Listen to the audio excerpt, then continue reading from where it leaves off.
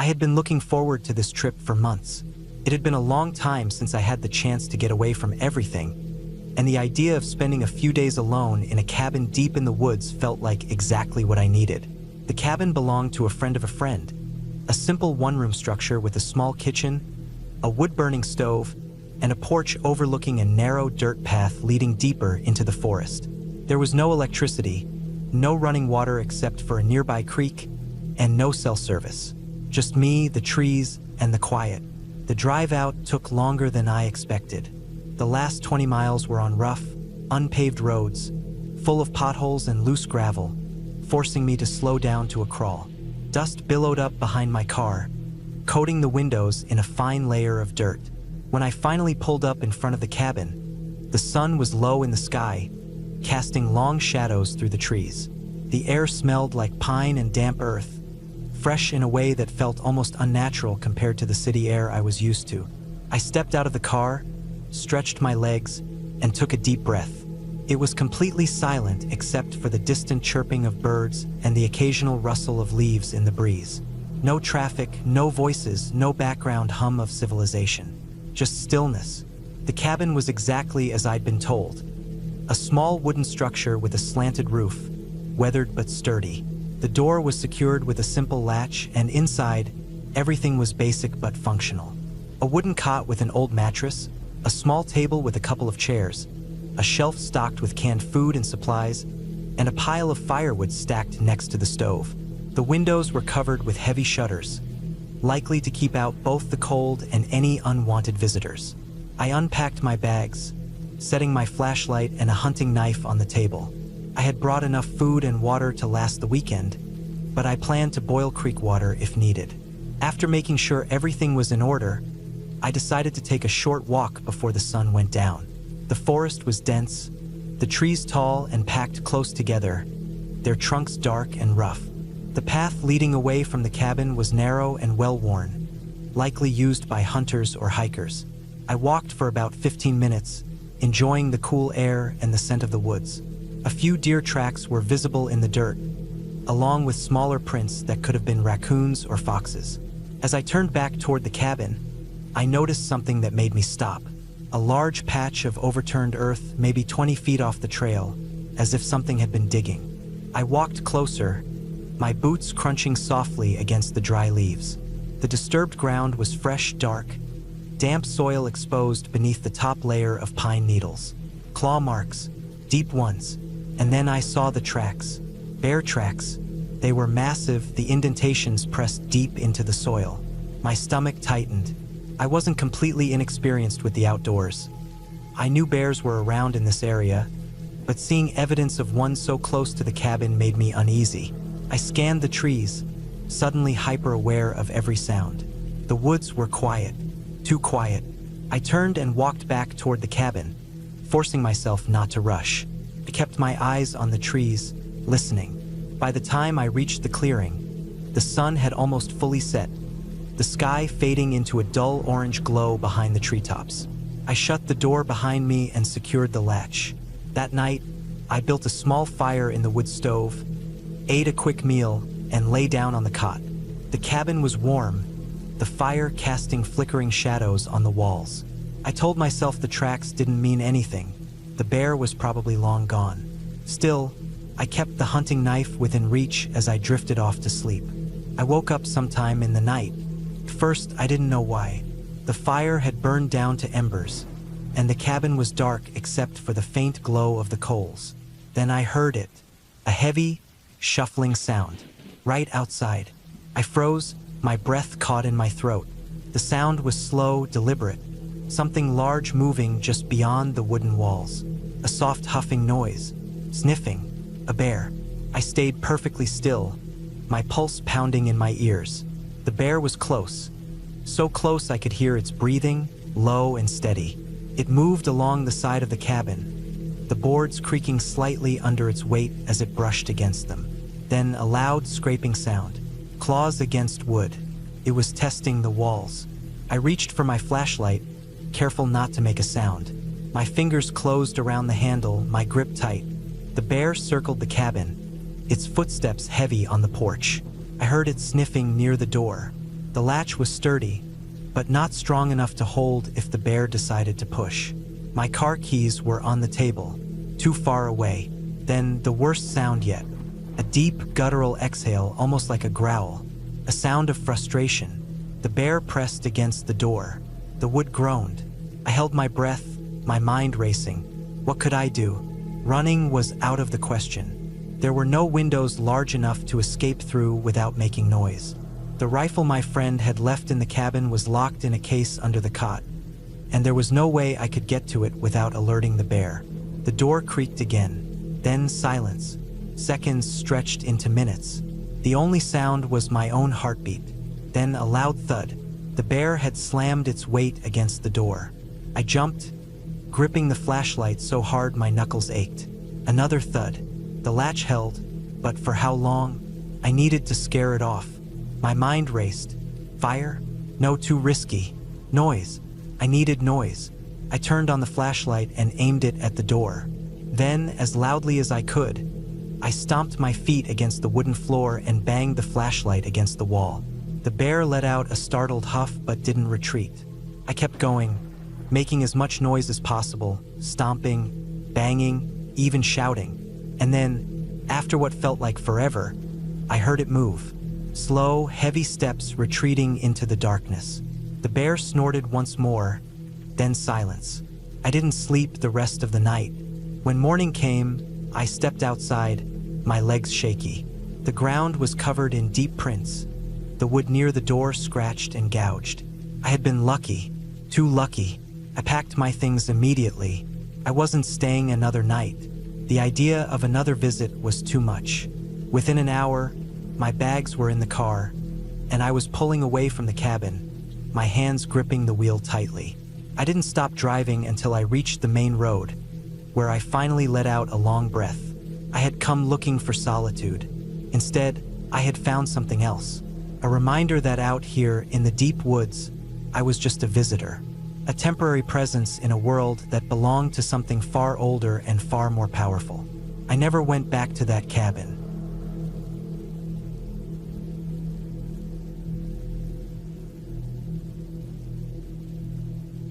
I arrived at the cabin just before sunset, the last stretch of dirt road kicking up dust in my headlights as I pulled up to the clearing. It wasn't much, just a simple wooden structure, tucked away in the trees at the edge of a small lake, miles from the nearest town. My uncle owned the place, had for years, but he barely used it anymore. Said he was getting too old to keep up with the maintenance, and when I mentioned needing a break from everything, he tossed me the keys and told me to knock myself out. The air was still when I stepped out of the truck. The only sounds were the soft rustling of the trees and the distant chirping of crickets. No streetlights out here, no glow from neighboring houses, just the deep, creeping darkness of the forest pressing in around the clearing. The cabin itself was small, built from thick, weathered logs with a slanted roof and a single window on the front. A small porch stretched across the entrance, and to the right, an old metal chair sat next to a pile of firewood that had probably been stacked years ago. I grabbed my bag from the truck, shut the door, and made my way up the steps. The key stuck a little in the lock, but with a twist and a shove, the door creaked open, revealing the dim, musty interior. A single room, mostly, bed in the corner, small kitchen set up along the back wall, a wood-burning stove to the left, and a rickety table with 2 chairs in the middle. A doorway on the right led to the bathroom, though I knew from my uncle's stories that the plumbing was unreliable at best. I set my bag down and flipped on the lantern I'd brought, its soft glow pushing back the shadows just enough to make the place feel a little less claustrophobic. Dust coated nearly every surface, and the air smelled stale, like wood and age and something faintly metallic. I'd have to air the place out tomorrow, maybe get a fire going to chase off the damp chill seeping in through the cracks. For now, I just needed to settle in. I pulled out a bottle of water, took a long drink, then stepped back outside to take one last look around before calling it a night. The trees loomed tall and dark, their branches barely shifting in the still air. The lake, just visible through the gaps in the foliage, stretched out like a black mirror, completely undisturbed. I stood there for a moment, listening, breathing in the cool night air, before finally heading back inside and locking the door behind me. I set up my sleeping bag on the bed, didn't trust the mattress after years of neglect, then lay back, staring at the wooden beams overhead. No service out here, no distractions. Just the quiet, the deep, pressing silence that came with being truly alone. Eventually, I drifted off. I woke up to the sound of something moving outside. At first, I thought I'd imagined it, that it was just the wind picking up, shifting the branches, stirring the dry leaves scattered around the clearing. But then I heard it again, a slow, deliberate crunch of footsteps on gravel. I lay still, ears straining in the dark. The lantern had burned out, leaving the cabin completely black, but I didn't dare move to turn it back on. My truck was parked just a few feet away, nothing but empty space between it and the porch. I tried to tell myself it was an animal, a deer, maybe wandering too close. Then something tapped against the cabin wall. A single, sharp knock. Not the random scrape of a branch or the settling of the logs, but something deliberate. A test. I held my breath. Silence stretched on, long enough that I started to think I'd imagined it. Then, just as I was about to let out a slow exhale, the knock came again. Closer this time. I sat up, moving slowly, carefully, trying not to make any noise as I reached for the lantern. My fingers fumbled for the switch, and the moment I clicked it on, the knocking stopped. I waited, listened, nothing. Heart pounding, I slid off the bed, crept toward the window, and peered through the dusty glass. My truck sat where I'd left it, the clearing undisturbed. The trees stood still, the lake reflecting only the faintest sliver of moonlight. No movement, no sign of anything. Just as I was about to turn away, a shape shifted at the edge of the tree line. It was quick, just a glimpse of something moving between the trunks, gone before I could get a good look. I swallowed hard, backing away from the window. This was stupid. I was letting my mind play tricks on me. It was probably nothing. A raccoon, a stray dog, something normal. But my gut told me otherwise. I reached for my bag, pulled out the heavy-duty flashlight I'd packed, and flicked it on. The beam cut through the darkness as I stepped onto the porch, scanning the tree line. Nothing. I waited, listened. The silence stretched on. Then, just as I was about to turn back inside, I heard it, breathing, slow, steady, deep, coming from the other side of the truck. A jolt of adrenaline shot through me. I took a step back, angling the flashlight toward the vehicle, my mind racing. Every instinct screamed at me to get inside, to lock the door, to wait until morning. But I needed to know. I moved slowly, stepping off the porch, keeping the light steady as I rounded the truck. My fingers tightened around the flashlight, breath coming fast and shallow. The space behind the truck was empty. The gravel was undisturbed. No footprints, no sign of anything, but the breathing was still there. Closer now, right behind me. I spun around, swinging the flashlight wildly, but there was nothing. Just the open clearing, the still trees, the heavy quiet pressing in from all sides. And then, just as suddenly as it started, the breathing stopped. The silence that followed was suffocating. I stood there, frozen, my mind struggling to make sense of what just happened. Every instinct told me to get back inside, to lock the door, to wait it out until morning. So that's exactly what I did. I didn't sleep that night. I sat on the bed, flashlight in hand, listening, waiting, but nothing else happened. No more footsteps, no more knocks, no more breathing. When the first light of dawn finally crept through the window, I packed up my bag, grabbed my keys, and stepped outside. The clearing looked exactly the same as it had the night before, except for one thing. On the far side of the clearing, near the edge of the tree line, the grass was pressed down, as if someone had been standing there for hours just watching. I didn't stay to investigate.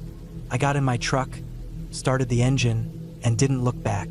I never told my uncle what happened, and I never went back to that cabin again.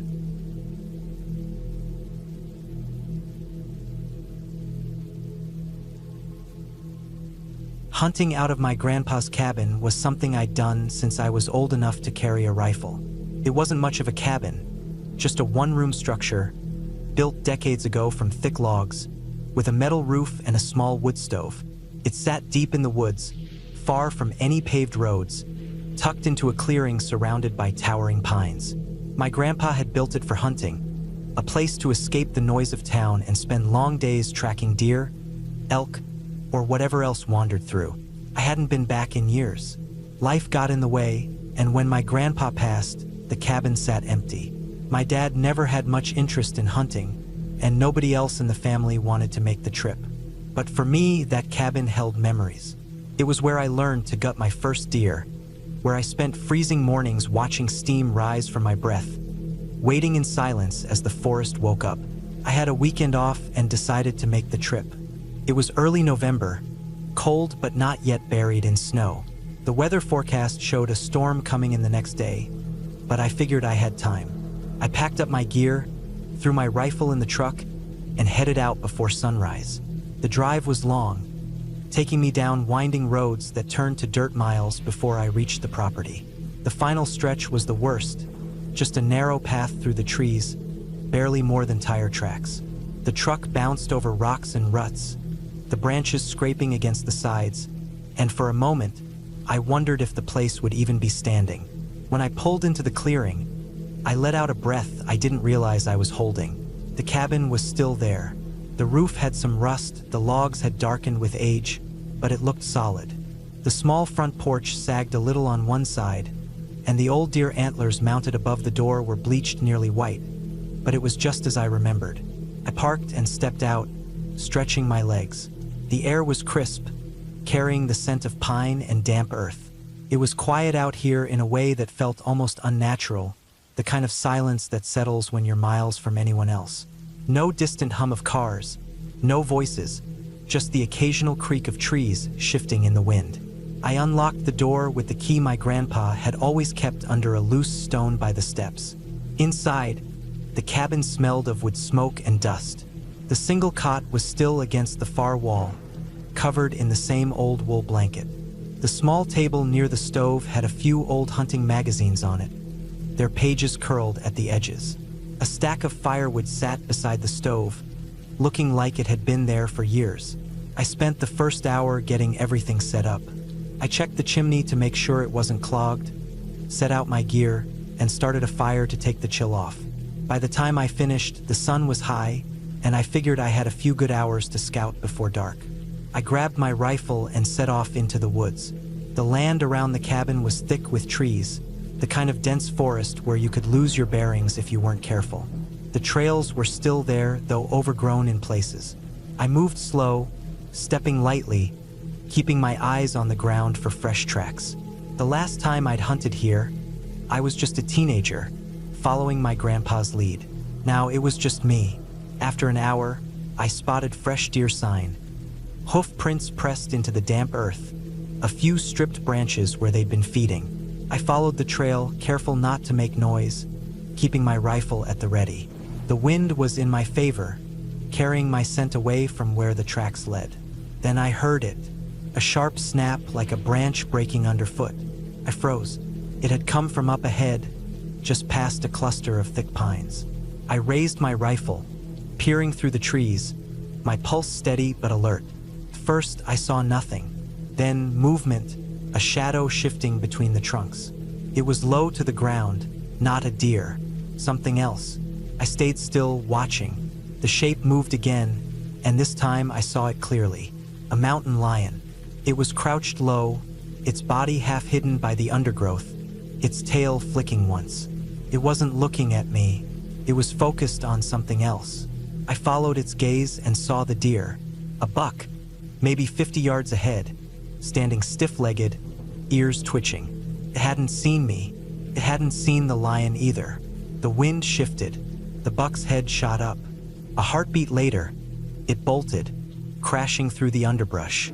The mountain lion moved fast, so fast I barely had time to react. It lunged, disappearing into the trees, chasing the deer at full speed. I let out a slow breath. Encounters like that weren't unheard of, but they weren't common either. Mountain lions were ghosts out here, heard more than seen, their presence known only by tracks left in the mud. Seeing one in action was rare. I waited a few minutes before moving again, listening to the sounds fade into the distance. When everything felt still, I turned back toward the cabin. By the time I got back, the sun was dipping behind the trees. The fire in the stove had burned low, leaving only a faint warmth in the cabin. I added more wood, then stepped onto the porch to take in the evening air. That's when I saw it. Just beyond the clearing, past the tree line, something moved. At first, I thought it was the mountain lion again, but the shape was wrong. It was taller, standing on two legs. A man. He was just standing there, half hidden in the shadows, watching the cabin. My chest tightened. I hadn't seen another soul all day, and as far as I knew, nobody came out here anymore. I didn't move, didn't reach for my rifle, just stared, waiting to see what he would do. For a long moment, he didn't do anything, just stood there. Then, slowly, he turned and walked back into the trees. I stayed on the porch for a long time after that, scanning the tree line, listening. Nothing. Eventually, I went inside and locked the door. That night, I barely slept. Every noise outside sent my mind racing. The creak of a tree, the rustle of leaves. Things I'd normally ignore felt different now. By morning, I'd made up my mind. I wasn't staying another night. I packed up my gear, doused the fire, and stepped outside. The air was still, the ground covered in frost. I scanned the clearing, looking for any sign of movement. Nothing. Then I saw the footprints. They started at the tree line. Deep impressions in the dirt, leading straight to the cabin. Whoever had been watching me last night had walked right up to the porch. I followed them with my eyes, my stomach twisting. They didn't stop at the steps. They went around the cabin. I walked slowly, my rifle in my hands. The prints circled the entire building, pausing at the windows, the door. Someone had been out here watching. I didn't waste any more time. I threw my gear in the truck, climbed in, and started the engine. The road out felt longer than before, every turn making me glance in the mirrors. I didn't stop until I hit pavement, the cabin miles behind me. I never went back.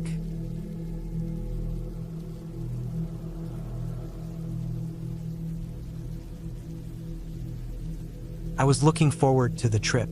A week alone in the mountains, away from everything. Work, people, the constant noise of life. I had rented a cabin deep in the woods, about 10 miles from the nearest paved road. No cell service, no internet, just a place to hike, read, and clear my mind. It wasn't some fancy resort-style cabin, just a small, old wooden place tucked away near a lake, with a wood stove, a tiny kitchen, and an outhouse about 30 feet from the front porch. Exactly what I wanted. The drive up was longer than I expected. The last stretch of road was just a rough dirt path that wound up through the trees, full of potholes and sharp turns. By the time I arrived, the sun was starting to set. The place looked even more isolated than I imagined. Thick trees surrounded the cabin on 3 sides, and the 4th side opened up to a steep drop toward the lake. The water was still and dark, reflecting the last light of the day. No docks, no signs of other people. Just me, the trees, and the cabin. I parked my truck near the front, grabbed my bags, and headed inside. The place smelled like old wood and dust.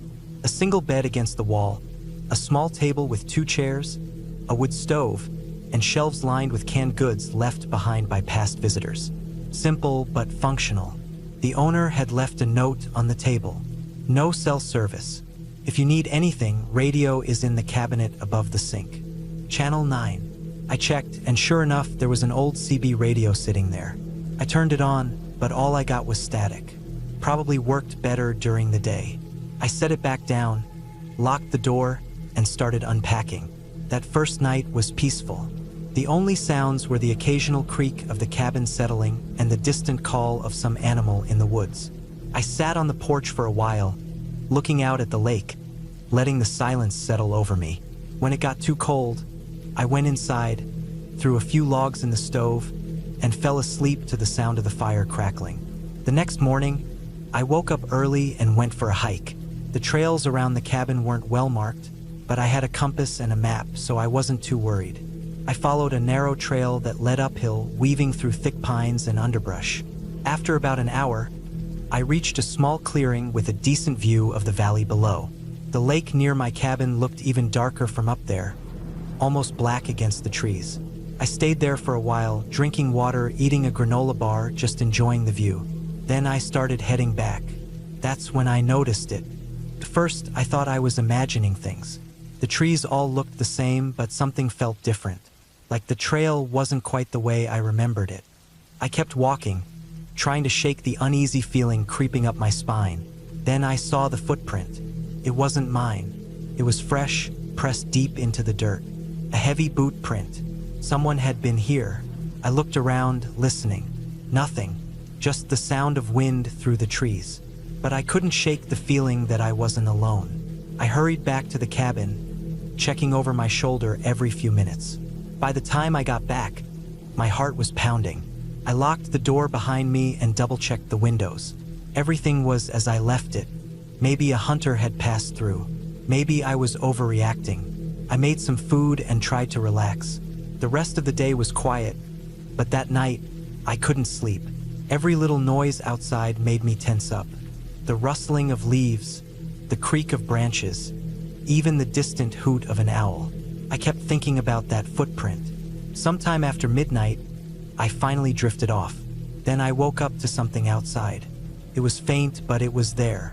A slow, deliberate crunch of footsteps on gravel, right outside the cabin. I froze, my breath caught in my throat. I listened, barely daring to move. The steps stopped. Then I heard a soft, dragging sound. Someone was out there. I reached for the flashlight next to my bed and clicked it on, shining it toward the window. Nothing, just darkness. The dragging sound stopped. I sat there for what felt like hours, waiting. Nothing else happened. Eventually, exhaustion won out, and I fell into a light, uneasy sleep. The next morning, I went outside to check. My truck was fine. Nothing looked disturbed. But then I saw them, footprints in the dirt, leading around the side of the cabin. Heavy boot prints, just like the one I saw on the trail. And next to them, drag marks, like something heavy had been pulled through the dirt. My stomach dropped. I followed the marks a few feet before stopping. The tracks led into the trees, disappearing into the underbrush. I wasn't about to follow them. I went back inside and locked the door. I tried the radio again, just static. I was alone out here. I spent the day on edge, jumping at every sound. I kept telling myself it was probably nothing. Maybe an animal. Maybe my mind playing tricks. But I knew better. That night, I stayed up late, keeping the fire going. I kept my flashlight within reach, my hunting knife on the table. Sometime past midnight, I heard it again. Footsteps, slow, careful, right outside the door. Then the doorknob rattled. I grabbed the knife and stood up, my heart hammering in my chest. The rattling stopped. Silence. Then the footsteps moved away. I didn't sleep the rest of the night. At first light, I packed my bags, threw everything into the truck, and got out of there. The entire drive down that dirt road, I kept checking my mirrors, expecting to see someone standing in the trees. I didn't stop until I hit the highway. I never told anyone the full story. Just said the place felt too isolated, that I got spooked. But I know what I heard, what I saw. Someone else was out there, and they were watching me.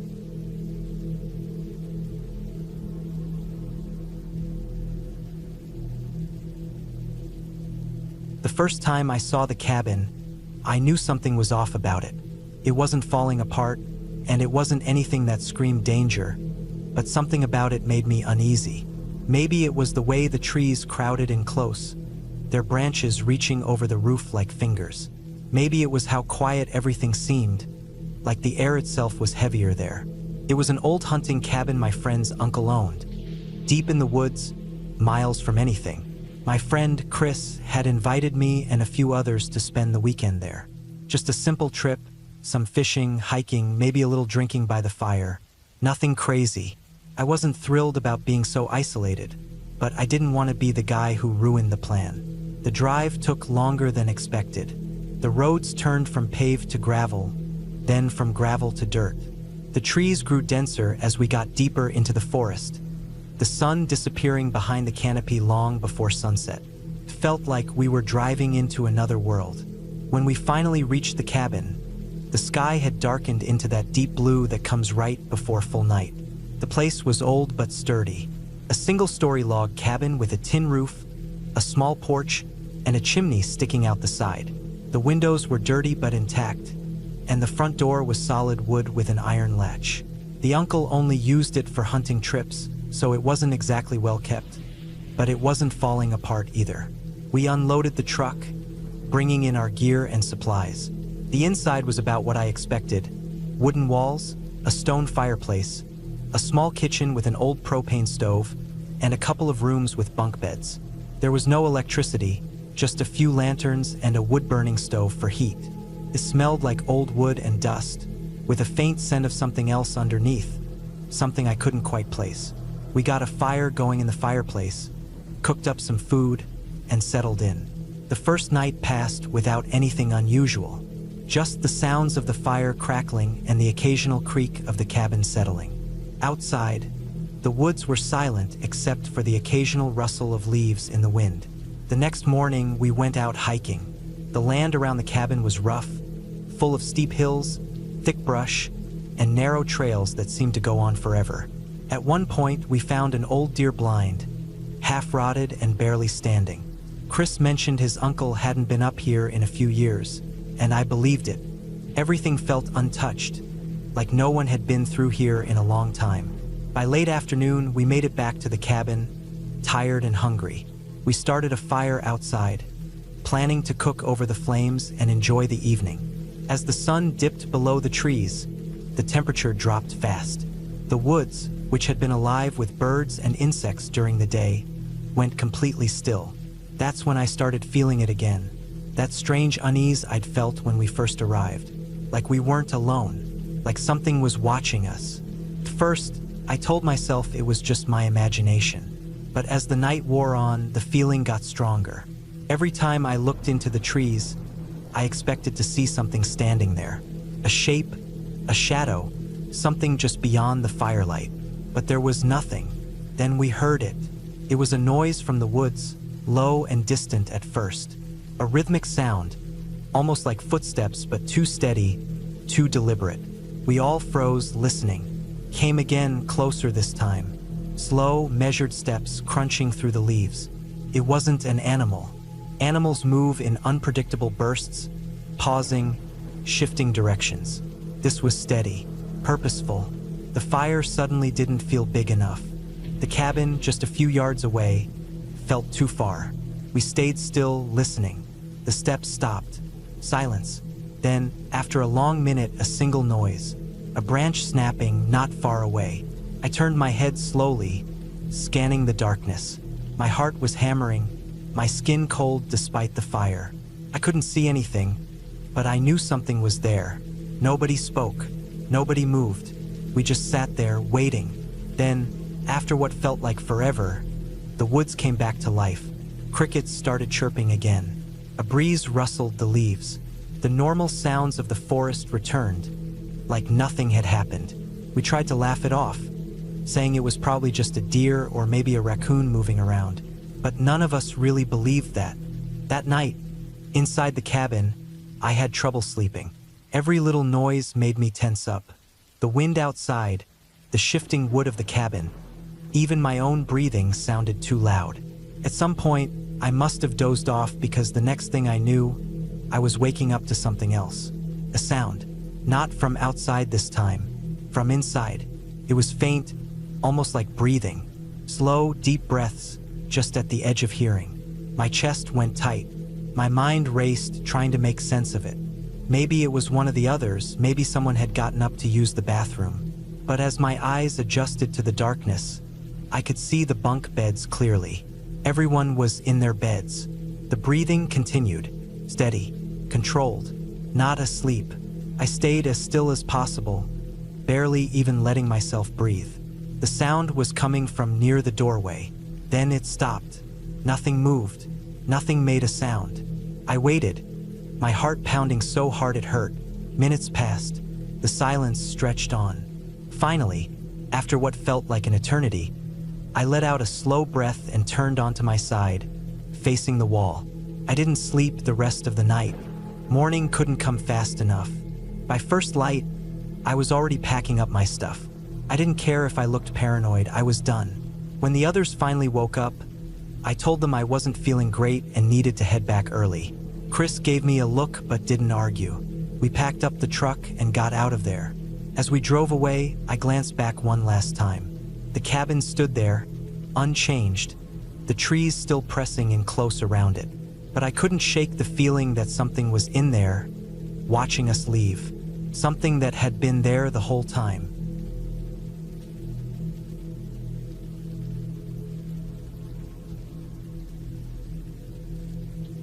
It started as a last-minute trip. I hadn't planned on going anywhere, but when my cousin offered me his cabin for the weekend, I figured why not? He was heading out of town and didn't want it sitting empty, so he tossed me the keys and said I could stay as long as I wanted. The place wasn't anything fancy, just an old wooden cabin tucked away in the woods near a lake. He'd bought it a few years back and fixed it up himself, but it still had that rugged, unfinished look. The kind of place where the walls were just thick enough to keep the wind out, but not enough to make you feel like you were really inside. I packed light, just some food, a sleeping bag, and a flashlight. I wasn't planning on doing much. Maybe some fishing, a little hiking, just enough to clear my head. I had been feeling restless lately, like I needed to get away from people for a while. This seemed like the perfect way to do that. The drive out took longer than I expected. The cabin was deep in the woods, and the roads got worse the farther I went. First, it was paved roads, then gravel, then dirt. By the time I got close, I was crawling along a narrow trail barely wide enough for my truck, the branches scraping against the sides as I crept forward. When I finally pulled up, the sun was starting to set. The cabin sat in a small clearing, surrounded by thick trees on all sides. The lake was about 50 yards away, visible through the gaps in the trees, the water still and dark. I stepped out and stretched, breathing in the cool evening air. It was quiet, the kind of quiet that felt heavy, like the whole forest was holding its breath. No wind, no birds, just silence. I grabbed my bag and headed inside. The door stuck a little, and I had to shove it open with my shoulder. The inside was just as I remembered, small, but cozy. A single room with a bed against one wall, a tiny kitchen area, and a wood stove in the corner. There was a narrow staircase leading up to a loft, but I never used it. I set my stuff down and checked the place over. Everything was as it should be, no signs of anyone being here since my cousin left. I grabbed a bottle of water from my bag and went out to the porch. The sun was almost gone now, the sky turning deep blue. I could see the lake more clearly, the surface smooth as glass. It was beautiful, but something about it felt off. I couldn't put my finger on it, just a weird feeling in my gut, like I was being watched. I shook it off, probably just my imagination. That night, I made a simple dinner on the propane stove and sat by the fire outside for a while. The woods were still quiet, but now and then, I'd hear something moving in the trees. Just small sounds, branches snapping, leaves rustling, but I never saw anything. I turned in early. The cabin didn't have electricity, so once the fire died down, there wasn't much else to do. I locked the door, crawled into my sleeping bag, and listened to the sounds of the forest as I drifted off. I don't know what woke me up. One second I was asleep, the next I was staring at the ceiling, heart pounding, wide awake. It was still dark. I reached for my phone to check the time, 3:12 a.m. Then I heard it, a soft scratching sound. It was faint, just barely audible but steady, like something was moving against the cabin. I held my breath, listening. The sound was coming from the back wall, near the kitchen. A slow, deliberate scraping like nails against wood. I sat up slowly, my pulse hammering in my ears. I had no weapons, nothing but a flashlight and a pocket knife. I reached for the flashlight, but before I could turn it on, the scratching stopped. Silence. I strained my ears, listening for any sign of movement. Nothing, just the deep, suffocating quiet of the woods. I waited a long time before I lay back down. My body was tense, every muscle wound tight, but eventually, exhaustion won out. I told myself it was probably an animal, a raccoon or a stray cat, something looking for food. By morning, I had almost convinced myself I imagined it.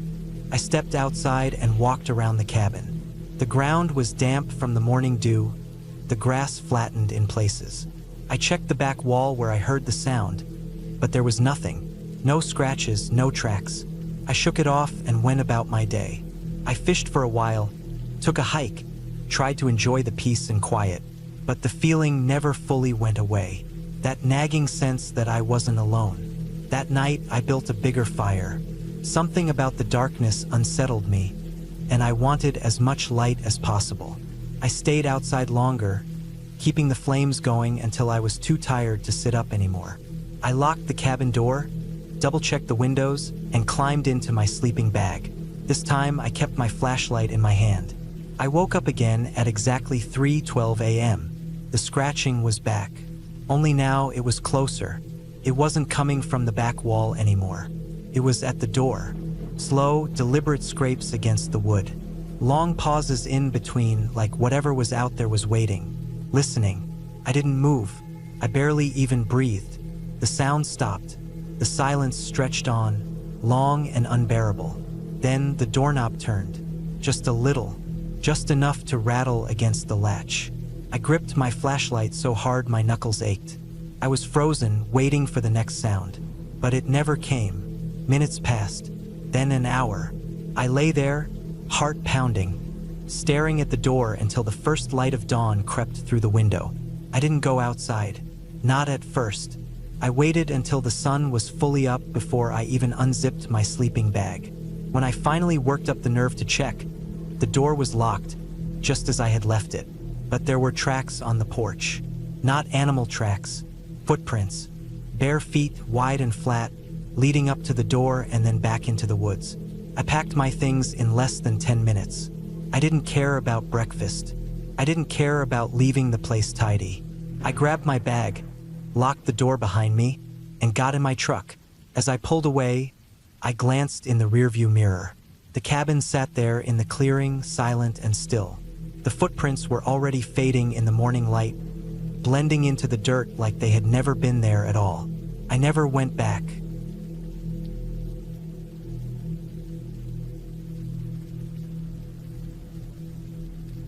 It was late September when I decided to take a weekend trip up to my uncle's old hunting cabin. The place hadn't been used in a while, not since he passed, but it still stood deep in the woods, far from the nearest road, with nothing but trees and mountains in every direction. It wasn't anything fancy, just a single-room structure with a wood stove, a bunk bed, and a small table, the kind of place built for hunting seasons, not for comfort. But I wasn't looking for comfort. I needed a break, time alone, time away from everything. The drive up took longer than expected. The old logging roads leading to the trailhead had gotten worse over the years. Potholes deep enough to swallow a tire, branches scratching the sides of my truck as I crept along.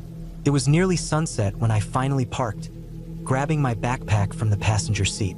I double-checked my gear, flashlight, extra batteries, a knife, a .357 revolver my uncle used to carry just in case.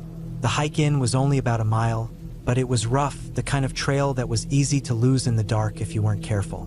By the time I reached the cabin, the sky had turned deep orange, the last bit of sunlight slipping behind the tree line. The cabin stood just as I remembered it. Old logs stacked tight, the metal roof rusted but solid. The door was locked, but the key was right where my uncle always kept it, tucked beneath the flat stone near the step. I let myself in, flipping on my flashlight as I scanned the inside. Dust had settled over everything. The old wooden table still had the same knife marks from years of use, the bunk's mattress sagging in the middle. A few cans of food sat on the shelf above the stove, probably years expired. I set down my pack and got to work, clearing out the dust, checking the corners for mice. After making sure everything was in order, I stepped back outside to get some firewood. The air had cooled fast, the kind of cold that reminded me summer was gone for good.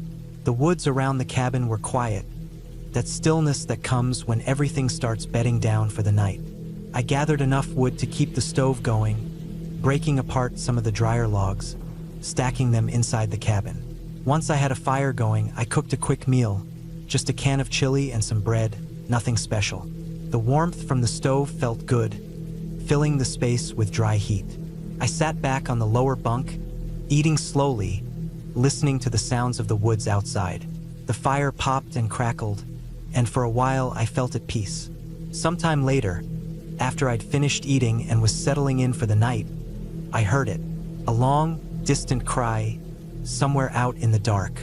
It didn't sound human, but it didn't sound like any regular animal either. It started low, almost like a moan, before rising into something more like a wail, stretching out into the silence before fading. Then, nothing. I sat still, listening. The fire crackled beside me, the only other sound in the room. My uncle used to tell me stories about the noises you'd hear up here. Owls, foxes, sometimes a bobcat if you were lucky.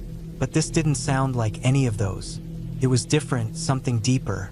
I waited, keeping my ears sharp, but for a long time, I heard nothing. Just the wind shifting through the trees. Eventually, I shook it off. Probably some animal down by the creek, something stirring before the cold fully set in. I climbed up onto the top bunk, pulling my sleeping bag around me, letting the fire burn low. Sometime in the night, I woke up. I wasn't sure why at first, my mind still foggy from sleep. The fire had burned down to embers, the room filled with that dry, smoky smell. Then I heard it again, closer this time, the same long, wailing cry drifting through the trees. A shiver ran through me. It was definitely closer. I pushed myself up, reaching for the flashlight beside my bed. The beam cut through the darkness as I aimed it toward the window, but all I saw were trees, shifting slightly in the breeze. I listened hard, barely breathing. The sound had stopped, leaving only the distant creaking of the trees in its place. I told myself it was nothing, just an animal passing through, but the feeling in my gut said otherwise. I reached down, pulling my revolver from my pack, setting it on the small shelf beside my bed. I wasn't planning on using it, but having it close made me feel better. I settled back down, closing my eyes, trying to push the sound from my mind. The next time I woke, it was to a different noise, a soft, dragging sound. My body went rigid. It wasn't loud, barely more than a whisper against the dirt outside, but I knew it wasn't the wind. It was something moving, slow and steady, right outside the cabin walls. I eased my hand toward the revolver, gripping it tight. My ears strained against the silence. Then another sound, a faint, rhythmic thud, like something pressing lightly against the wood. My breath came slow, controlled. I kept my eyes locked on the window, waiting. The sound stopped. Silence stretched long and thin. Then a soft exhale, right outside the door. I didn't move. My heart pounded in my chest, each beat slamming against my ribs. The thing outside was still there, waiting. I stayed frozen like that for what felt like hours, gripping the revolver so tight my fingers ached. But eventually, the silence stretched too long, and I knew, whatever had been there, it was gone. I didn't sleep after that. I stayed awake, watching the window, waiting for the first hint of morning. When the sky finally lightened to gray, I got up, moving slow, careful. The moment I stepped outside, I saw them. Tracks, large, unmistakable. A cougar. The prints circled the cabin, weaving between the trees, pausing near the door before vanishing back into the woods. The reality of it settled in my stomach like a stone. I wasn't dealing with some distant animal calls. The cougar had been here, right outside, watching. I packed up quickly, not bothering with breakfast. As I hiked back to the truck, I kept my hand near my revolver, checking over my shoulder every few minutes. The feeling of being watched never fully left. When I finally reached my truck, I locked the doors, starting the engine with shaking hands. As I pulled away, I caught one last look in the rearview mirror, back toward the tree line. Nothing moved, but I knew better.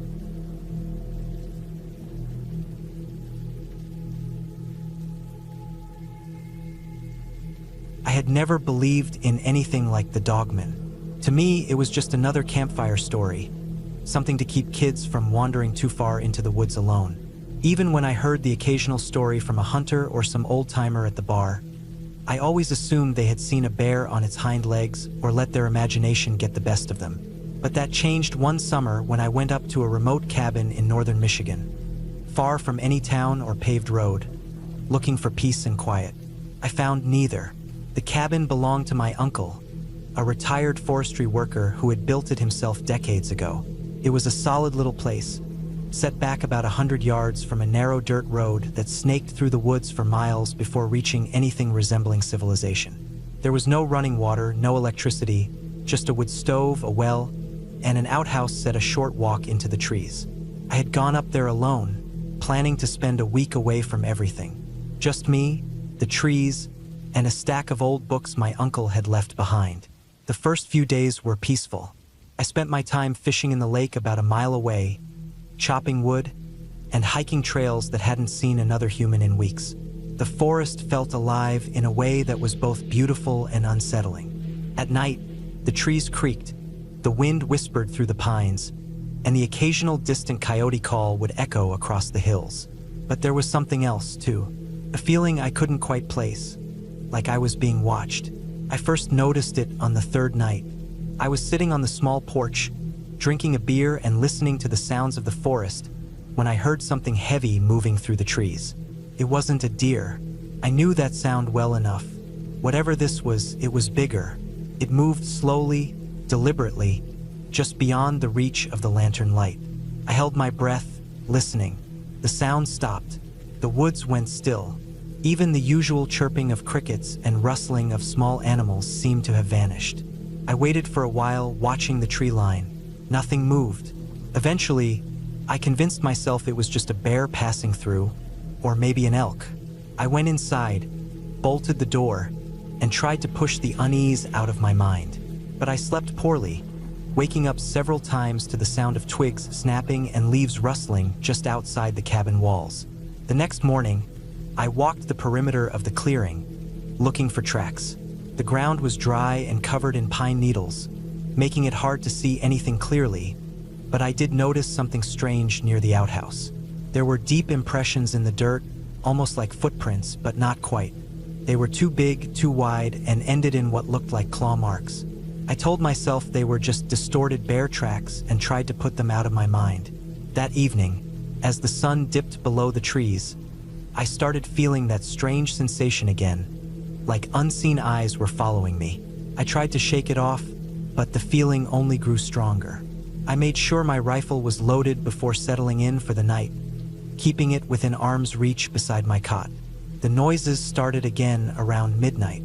This time they were closer. Something was circling the cabin, moving just beyond the thin wooden walls. Heavy footsteps, slow and deliberate. Then a sound that made my blood run cold. A deep, guttural breathing, so close I could almost feel it. I stayed perfectly still, barely daring to breathe.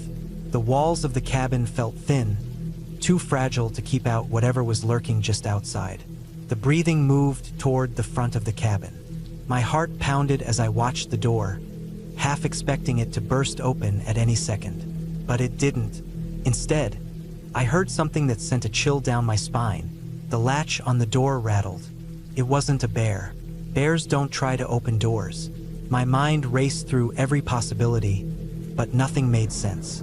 I gripped my rifle tight, my finger resting on the trigger. Then, just as suddenly as it had started, the sound stopped. The breathing, the footsteps, gone. The forest outside was silent again. But I didn't move. I sat there for hours, waiting for the first hint of dawn before I finally worked up the courage to step outside. The morning light did little to calm my nerves. The first thing I noticed was the door. The latch was scratched, deep gouges in the wood surrounding it, like something had tried to pry it open. Then I looked down. The same strange tracks I had seen before were everywhere, leading from the woods to the porch, circling the cabin, then disappearing back into the trees. I had planned to stay the whole week, but that was no longer an option. I packed my things as quickly as I could, throwing everything into my truck. As I was loading the last of my gear, I felt that awful sensation again, the unmistakable feeling of being watched. I turned, scanning the tree line. That's when I saw it. About 50 yards away, half hidden behind a tree, was something I still struggle to describe. It was tall, much taller than any man, and covered in dark, matted fur. Its body was shaped like a human, but its legs were bent like those of a dog. The arms were too long, reaching almost to the ground, and ended in massive hands tipped with claws. But the head was the worst part. It was like a wolf's, but wrong. Stretched too long, the ears too pointed, the eyes too intelligent. It was watching me. Neither of us moved for what felt like an eternity. My body screamed at me to run, to get in the truck and leave, but I was frozen. Then, slowly, it stepped out from behind the tree, standing fully upright.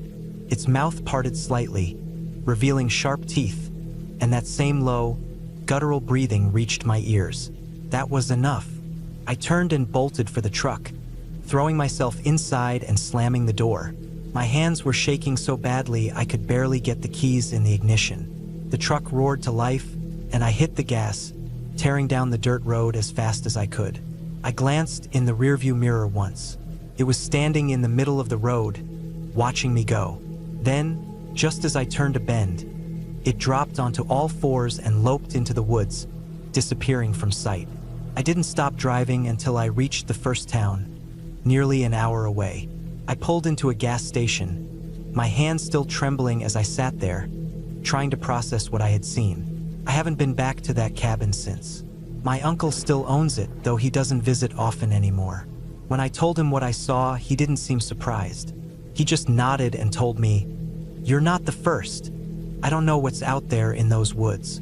I don't want to know. But I do know one thing, whatever it wasn't just some wild animal. And it wasn't just watching me. It was waiting."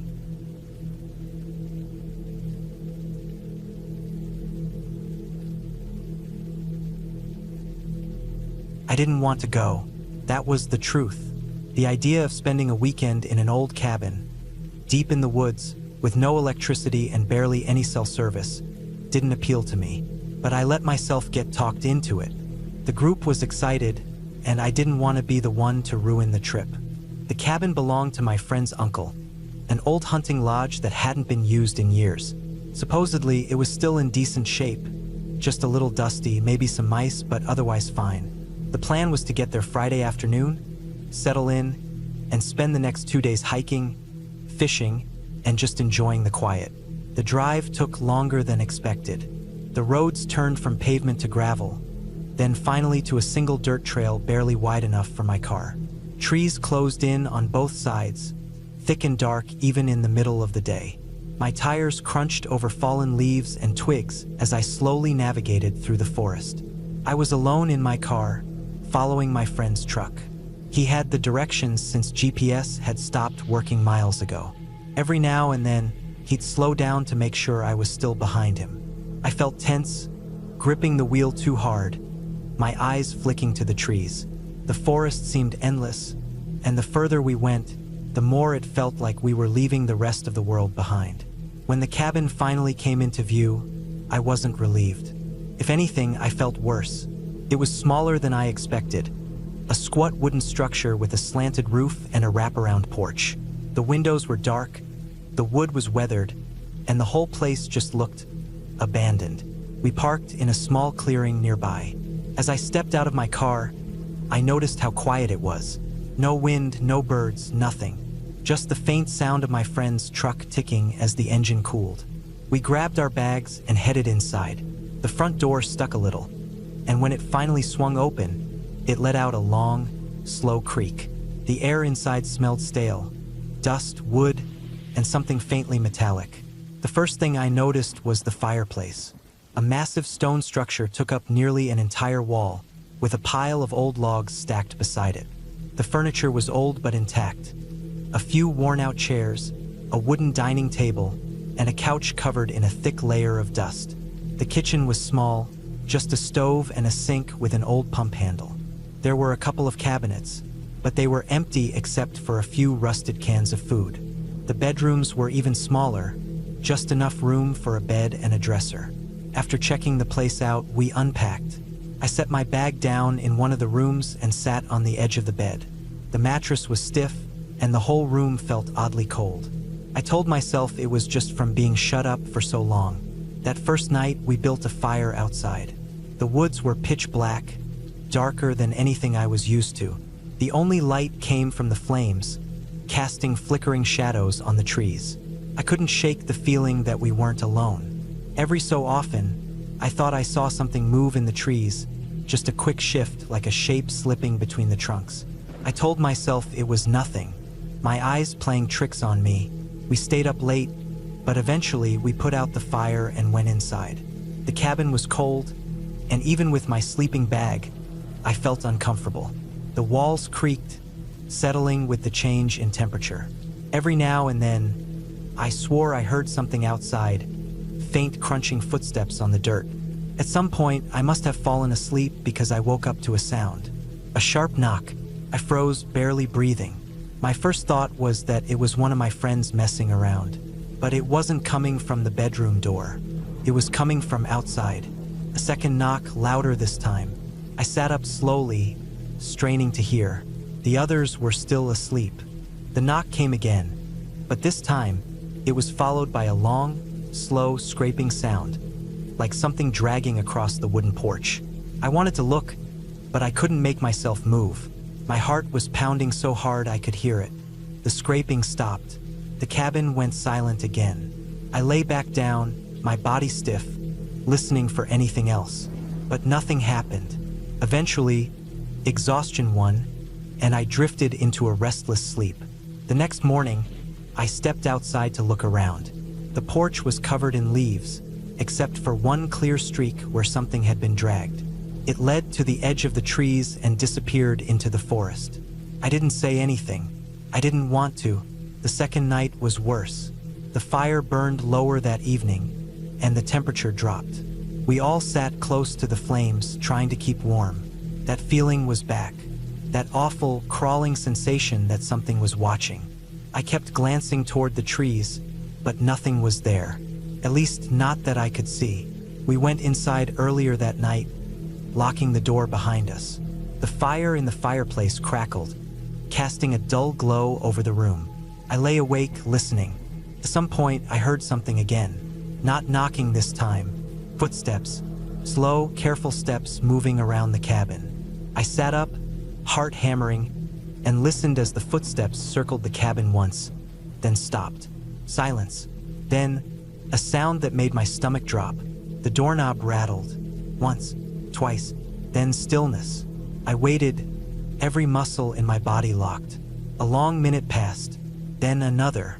Finally, I heard footsteps again, but this time, they were moving away, slowly. In the morning, we found tracks in the dirt. Not animal tracks, boot prints. They circled the cabin, stopping at each window, then the door. We packed up and left without saying a word.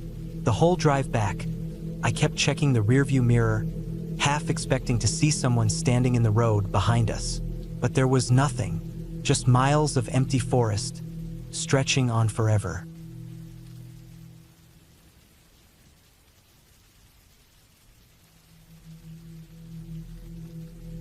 The plan was simple. Drive up to the cabin, spend a quiet weekend away from everything, and come back refreshed. No distractions, no responsibilities, just the cold mountain air, the scent of pine, and the crackling warmth of a fire. That's what I wanted. What I got was something entirely different. I had booked the place online, an old rental tucked deep in the forest, miles from the nearest town. The listing described it as a rustic retreat with minimal modern amenities, which I took to mean no Wi-Fi and maybe some weak plumbing. That was fine. I wanted the isolation. The drive up was uneventful, the road winding higher through dense trees, the occasional patch of snow still clinging to the ground despite it being early spring. My phone signal faded to nothing about halfway up, which was expected. The last stretch was a narrow dirt path, barely wide enough for my car. It twisted through thick undergrowth, tree limbs stretching low enough that I had to slow down to avoid scraping the roof. When I finally reached the cabin, the sun was already dipping behind the ridge. The place was smaller than I had imagined, just a single-story structure with a wraparound porch, the wood darkened with age. The windows were small, the glass slightly warped. There was no neighboring cabin, no other signs of life, just the forest pressing in on all sides. It was exactly what I wanted. I parked the car beside the porch and stepped out, stretching my legs. The air was crisp, carrying the faint scent of damp earth. Everything was quiet, too quiet. No birds, no wind through the trees, just a stillness that felt heavier the longer I stood there. I shrugged it off, grabbed my bag, and made my way up the creaking steps to the door. The key was under the mat, just like the owner had said in their message. When I pushed the door open, a musty, closed-up scent greeted me. Inside, the cabin was simple. A stone fireplace took up most of the far wall, a small kitchen sat to the right, and a short hallway led to what I assumed was the bedroom and bathroom. The furniture was old but sturdy. A wooden table with mismatched chairs, a couch that had definitely seen better days, and a single rocking chair near the fireplace. The floors creaked with every step. I set my bag down, checked my phone out of habit, no service, then turned my attention to getting the place warmed up. There was a stack of firewood beside the hearth, dry and ready to use. I crouched down, arranged the logs, and struck a match. The fire took quickly, the dry wood catching with a satisfying crackle. As the flames grew, the shadows in the corners of the room softened. The warmth seeped into the air, pushing away the lingering chill. I exhaled, feeling the tension in my shoulders ease. After unpacking, I made a quick dinner, just a sandwich and some chips, not wanting to bother with cooking. I ate on the couch, listening to the fire pop and shift. That's when I heard it. A sound from outside, faint but distinct. A low, steady crunch. Footsteps on the gravel. I froze, my body going rigid. The sound stopped. I waited, holding my breath, ears straining. Nothing. Probably an animal. A deer, maybe. The place was surrounded by woods. It made sense. Still, I found myself glancing at the nearest window.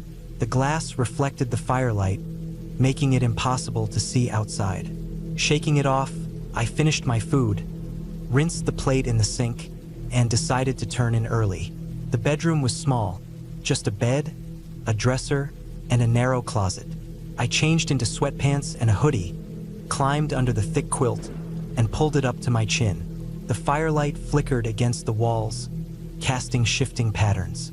I listened to the wind picking up outside, the occasional creak of the old cabin settling. Then I heard it again, that same slow crunch of gravel. This time it was closer. My stomach nodded.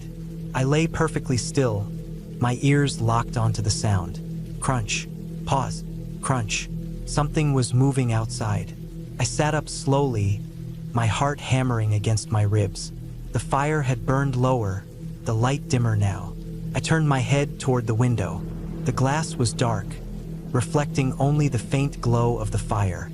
I slid out of bed, moving carefully to avoid making noise.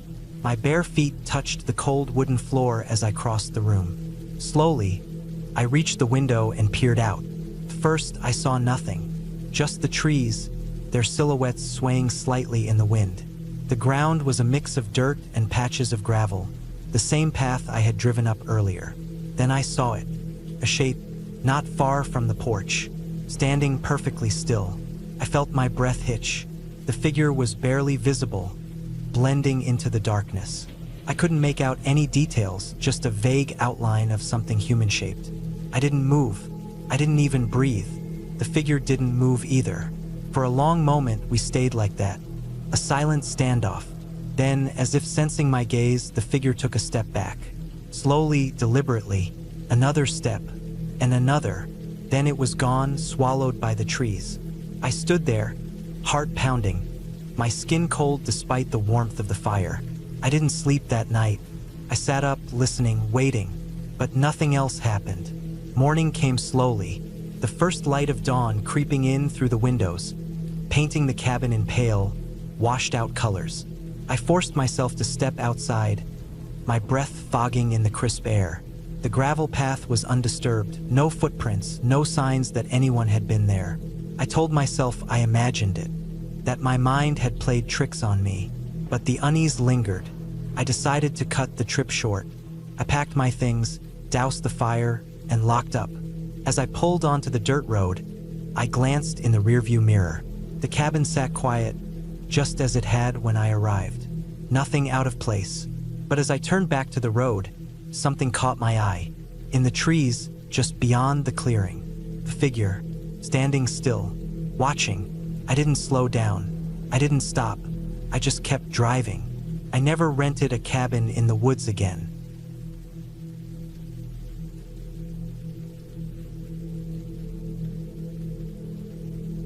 I had been looking forward to the trip for months. The cabin sat deep in the woods, miles from the nearest road, exactly the kind of isolation I needed.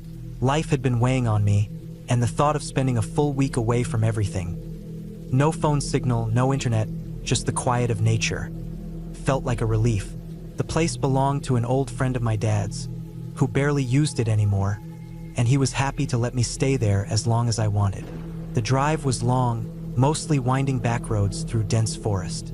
I had to leave my truck parked at a trailhead and hike the last 2 miles in. The cabin was old but solid, built from thick logs with a metal roof.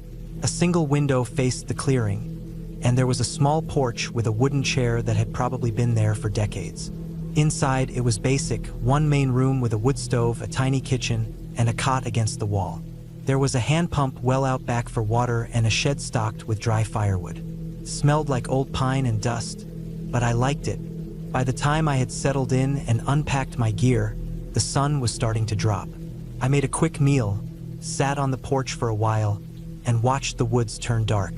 It was quiet out there, the kind of quiet that made your ears ring. No distant traffic, no hum of electricity, just the occasional creak of trees shifting in the wind. The first night passed without much excitement. I heard some animals moving through the brush, probably deer, maybe a raccoon nosing around the shed. I slept fine, but I woke up just before dawn feeling like something had disturbed me, though I couldn't say what.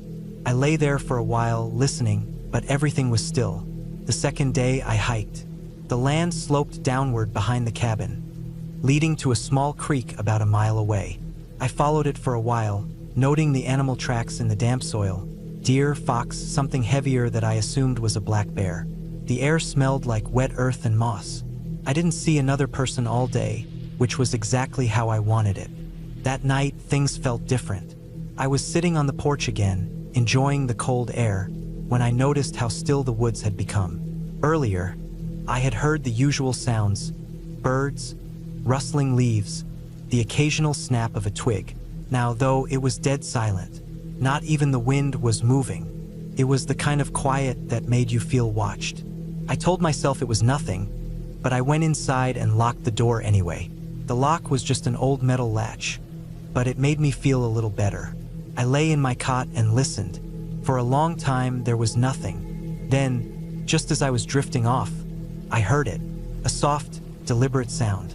Not an animal crashing through the underbrush, not the wind shaking branches. It was footsteps, slow, measured steps moving just beyond the clearing. I held my breath and listened. The steps continued, circling the cabin at a steady pace. There was something unnatural about the way they sounded. Not heavy like a bear, not quick like a deer, just slow, deliberate, and constant. I wanted to believe it was just my mind playing tricks on me, but then I heard a soft scrape against the side of the cabin. Something was out there. I reached for my flashlight and clicked it on, shining it toward the window. The beam reflected off the glass, showing only my own pale face staring back. I wanted to look outside, but part of me was afraid of what I'd see.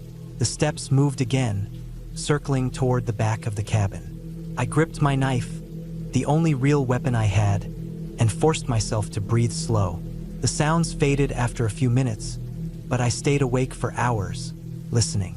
Eventually, exhaustion won out, and I must have dozed off.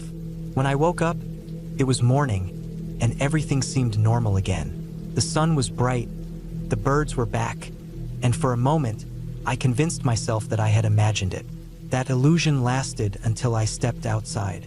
The first thing I noticed was the marks on the cabin wall. Just below the window, there were deep scratches carved into the wood. They weren't from an animal, no claw marks, no randomness. They were long, straight lines, almost like tally marks. I felt a chill creep up my spine. My first thought was that maybe some hunter had wandered too close, messing with me for fun. But that didn't make sense. No one should be out here, and even if they were, why do this? I spent the day trying to shake the feeling of unease. I kept my gun on me while I hiked, and every so often, I caught myself glancing over my shoulder. Nothing seemed out of place, but I couldn't shake the sense that something was wrong.